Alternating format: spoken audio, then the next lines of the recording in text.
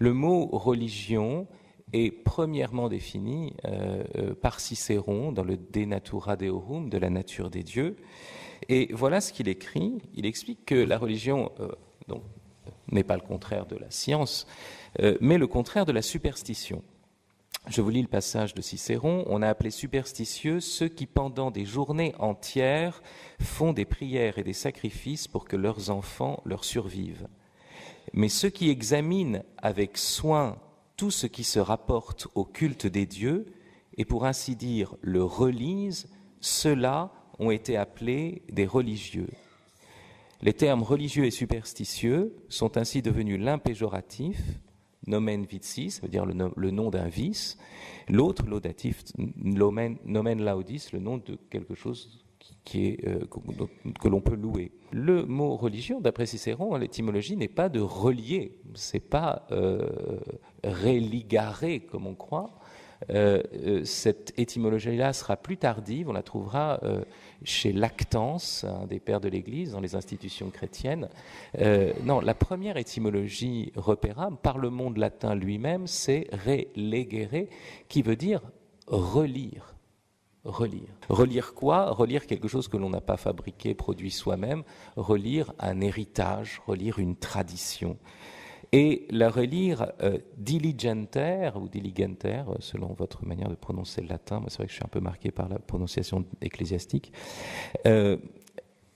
c'est-à-dire avec une attention soigneuse, avec amour même, hein, si diligere veut dire renvoie à la dilection.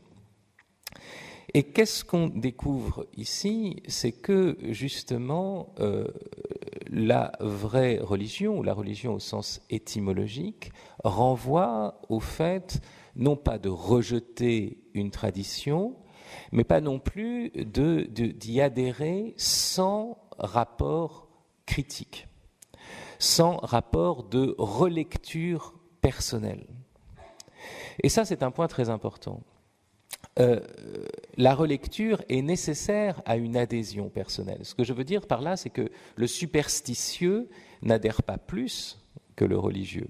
Au contraire, le superstitieux peut-être adhère moins, parce qu'en reprenant l'héritage comme cela, mais pourquoi?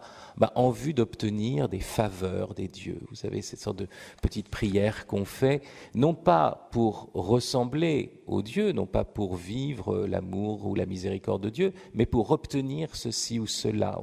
Eh bien, cette chose-là, c'est très intéressant, cette logique superstitieuse, c'est une conception complètement utilitariste du divin.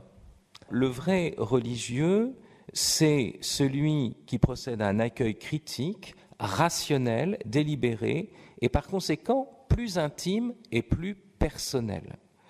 Et sa relecture est donc une manière de revenir sur la lettre pour en dégager l'esprit et pour parvenir à une mise en pratique. Parce que le but, bien sûr, n'est pas simplement d'interpréter les textes, mais aussi de les vivre.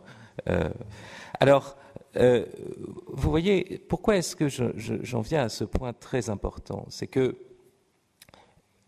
la religion désigne donc l'exercice d'une relecture à partir d'une tradition religieuse, d'un donné religieux, et donc c'est l'exercice de la liberté, non pas contre Dieu, mais avec Dieu, ou avec les dieux, dirait Cicéron.